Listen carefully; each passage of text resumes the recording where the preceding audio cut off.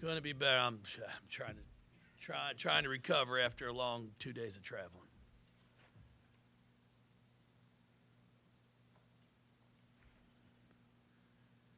Had opportunity to cross off my bucket list. Well, I can't one on my bucket list, but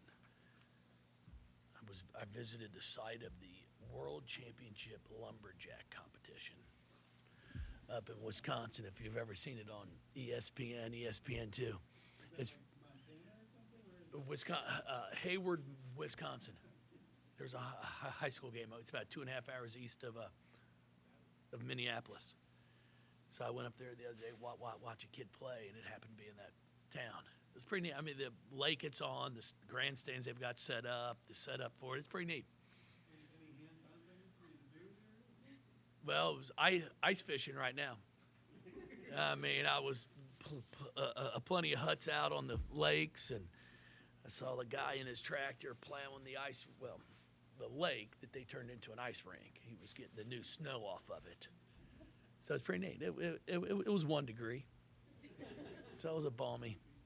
I, I, I don't mind the cold though, but yeah, it was neat. Just a long way back home. All right, I appreciate y'all coming out. Obviously, our game on Sunday, I thought we played really well for 2.5 quarters. It's 50-47, and we've got to make a couple stops and cut it, and then turn the ball over a few times. And when you're playing a team of the caliber of Notre Dame that's able to score the ball the way they do, you've got to figure out a way to come up with some stops. And we didn't, and it went from 3 to 15, 3 to 10 to 12 in a hurry. So unfortunately, there's some good film that we're able to take away from. Some things I thought we did well, but then obviously a lot of things we have to get better at. And now we'll face a Cal team tomorrow that's playing really good basketball, very, very talented team. They've got a fantastic starting five that can all score the basketball, experienced, which is something you really can't overlook when you've got a ball club that is really just played good basketball. They shoot it well, they pass it well. They've got really nice interior play also. So I expect a great basketball game. Sharman's done a really nice job and added some really good pieces, and I'm expecting a great game tomorrow night. The field goal percentage defense, obviously something you've talked about quite a bit. At this point, is it something you feel like just the message is not being conveyed and just like a tweak to how it's being conveyed, or what do you feel like has to change in terms of just getting it across to them as far as that? It's coming down to pride right now. It's coming down to effort. We're going to take. I had the opportunity. I got home last night after my radio show and watched the end of the Marquette St. John's game, and just it's so impressive how hard both those teams defend, but especially St. John's. There was one play which we'll show our kids today that one of their guards guarded 4 different kids. Marquette had to get a three off. They're down 8 or 9 with under a minute, and St. John basically didn't allow him to get a shot until like 6 seconds on the shot clock, and then blocked it from the 3-point line. It was just because of straight out effort. And that, I mean, you talk about them. I think they have made a huge improvement as soon as Kenny Klein started back up helping. Rick was struggling some, and now he's got the brains behind the operation finally back up there. So everyone thinks it's coach, and we all know who's been here, who was behind all the success. So it's great to see him on that scores table again with his same red ties as they said on the TV last night. All he had to do was go back into the closet, pull out his red ties again. But no, so it's good to be able to have games that we can watch, men and women's, and be able to pull some clips of just effort. Our problem right now is we'll give an individual effort. Now we've got to give multiple. If I get beat, my teammate helps me, then I got to help them. And those are the things we're trying to show them because it's pride. It's a matter of I can't just surrender and allow you to drive to the basket every single time. Even the start of the game, King dominated us on the glass. We got him to miss some shots. Thought we did a pretty nice job, and then it's offensive rebound after offensive board. And you just can't do that if you want to compete against top 25 teams, top 10 teams. So we just keep working at it, keep finding it and grinding it. And, we're getting better. I think our freshmen are getting better game after game. It's really exciting to see that. But we've got to put it together now to where we put a complete game in place. We're doing a really nice job of forcing turnovers. But the problem is when we don't turn someone over, then they're shooting 50% from the field. So if we could get it to where we can continue to play good half-court defense in terms of where we turn you over and then get you shooting, low 40s, now we've got a chance to win some games because we're shooting the ball at about 44% ourselves, which is pretty darn good as a team. So we're going to keep fighting. We've got 7, I think, regular season games left. It's amazing how fast the year's gone by. We're 15-7 for a lot of people around here. That's not great, but it's not terrible. So we've got a lot of great opportunities in front of us here this month, especially starting tomorrow with Cal. Jeff, I think 5 of those last 7, 6 of the last 8, counting that Notre Dame game, are against teams that are ranked in the top 25. Do you prefer having that kind of tough schedule heading into the postseason? Well, I don't think it's if I prefer. It's just what we have. I mean, obviously, as you look at schedules, you'd love to have games sprinkled around here or there, but you just never know before when a schedule comes out who's going to be ranked where and ranked what. But we've definitely got some really good ball games in place. Our Notre Dame game. I think they've always been February and March. It's just the way it's always been. Now, I've always been one for years, even when we had 3 double partners or 4. Just of like I just don't know how hard it can't be to play your double partner once in the first half, once in the second half of the season. But I don't do the schedule, so it must be a complex thing. But I've said that all along. I mean, we've had times where we've played Boston College twice in 10 days. Just I don't know, stuff like that makes no sense to me. But we're excited because there's not going to be a game where you're like, oh, well, we should win by 20. No, every single game. If you can't get excited for these next 7, I don't know what to tell you. I mean, Stanford is one of our unranked opponents like ourselves that we're playing.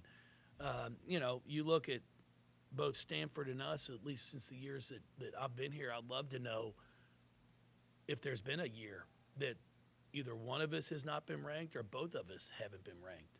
So you've got a team there that's traditionally a powerhouse, and they have really good players too. I mean, I know every one of the kids on their team is someone who was on our recruiting list. So they're talented as well. So yeah, I mean, it's going to be a great month of basketball. Randolph and Arena seeing kind of more minutes on the floor. Do you feel like the game is kind of slowing down for them at this point, or are they still kind of getting adjusted? Well, I think they're both still trying to get adjusted to it. I think they're understanding just the effort you have to put forth, and really, Mac is focusing on rebounding the basketball, and when you can stop worrying about other aspects of the game and say, hey, I'm going to rebound. We need help rebounding the ball. Then all of a sudden she's scoring off of her rebounds. And then I think it just gives you the confidence to let the rest of the game start to come in place. Issa's, I think her work ethic, the time that she's putting towards film and really understanding what's going on during the game, what she's trying to do, what she's trying to focus on has really helped her. So I'm excited for that. Amari Berry has shown some glimpses as well. I mean, all of them are talented, and we're asking a lot from all of them. And that's one of the things, even in the recruiting process and when this season started, I was like, guys, we're asking you a lot more than we probably have of this number of freshmen in a long time, and it's harder than what you think it's going to be. And I think now they're starting to get their feet underneath of them, and for us it's a perfect time. So I'm hoping tomorrow night that they make another step forward. Jeff, last year your team was pretty heavy with transfers. A lot of veterans this year, so many freshmen. What different challenges has that presented, and have there been things that have maybe kind of surprised you that you didn't think would come up? No, it's really it's you're still trying to teach the same things. Even with the transfers we had last year, we had a lot of grad transfers, but we're also trying to teach them how we do things. How we try to defend. Offensively, what we're trying to do. You've just got older kids that have had more experience. They're physically stronger. They've been through the rigors of a college basketball season, so they knew what to expect. Even for some of them last year, they knew what to expect, but not necessarily at this level. And now we've got freshmen who this is all brand new. So it's just more of them getting to experience something for the first time. And I think that's why all of them, I think, have made strides and are getting better because they're able to see and understand there is nobody bad. It's not like there's a bad team we're playing tomorrow night or we're playing on Sunday. Like, you can't take a day off. And that's been a lesson that they're all learning as you go through the season. Going back to what you just said about just having those conversations before they got here, I mean, obviously, like you said, you told them up front that there would be a bigger expectation. Obviously, they're talented, but what were the intangibles or the traits that they had for you to feel comfortable enough to put that on them in terms of just bringing those kind of players here? Well, we liked them in high school, of course. Or we wouldn't have offered them a scholarship. They're talented. They compete. And then it was to a point where it's like, hey, guys, this is what we have. Like, you're going to get thrown into the fire right away. And as a competitor, I think a lot of them were excited about that. At the same time, I'm not sure they knew exactly what they were going to be getting when they jumped into this. Because what we don't have is the luxury of pulling you out and putting in a junior. Like, if you're struggling today, it's like, hey, that's okay. It's just not your day today. Well, now they're trying to figure out, okay, it's got to be your day. It might not be that you're scoring 20, but how can I make an impact if I'm not scoring? Can I defend? Can I rebound? Can I assist? So trying to teach them that there's so many ways you can impact a basketball game, even if you're not making a shot. And I think Mac right now is really embracing that, going, hey, I can rebound the basketball. And then she's scoring because of that. Instead of just putting that pressure on, I got to make shots. And that's what we're trying to teach all of them. And as soon as we can start understanding that, now all of a sudden when you start making shots, you're already guarding well. You're looking to make the extra pass. And now all of a sudden you have a great night. What we try to keep talking to them about is we need everybody to have a good night and not great nights. But right now, we have someone that have a great night, and then we have bad nights. So we just need to get more consistent to where maybe our highs aren't as high, but our lows aren't as low. And if we can get that, then I think we're going to have a chance to really make a run here in February.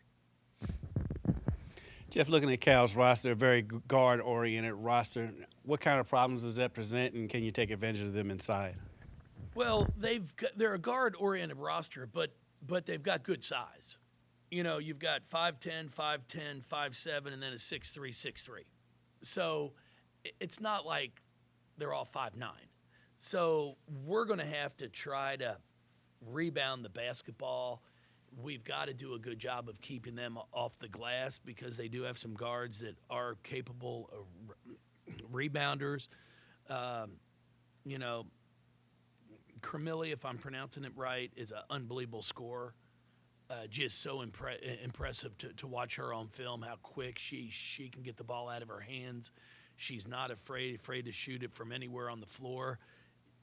She's shooting 38% from three, and is willing to take tough shots. So it just speaks volumes of her talent when you're shooting at the percentage she's shooting and taking tough ones.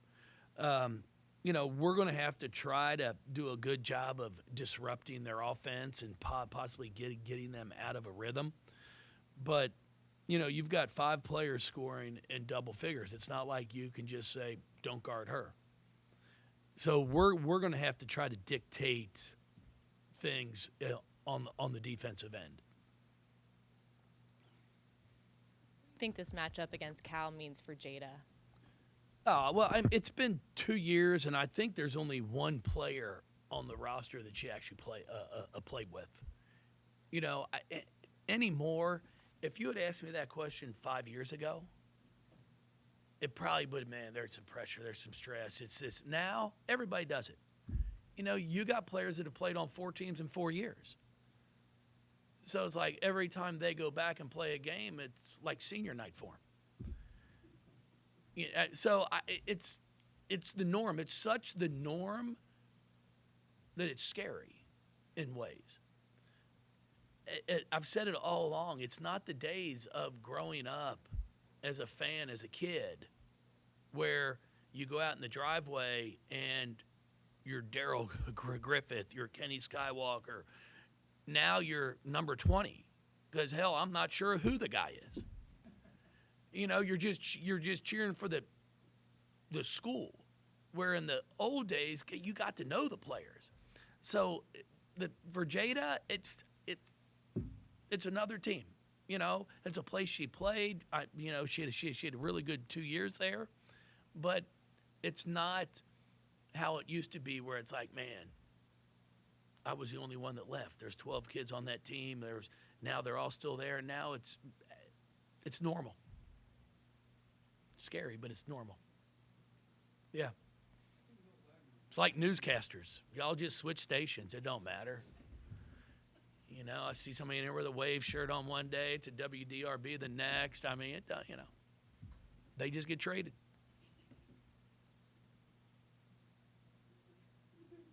Anybody else? Well, it was?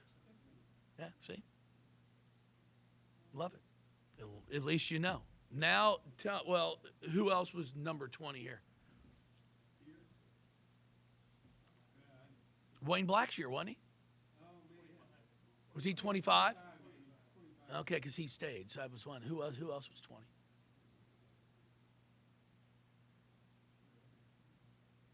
But now it's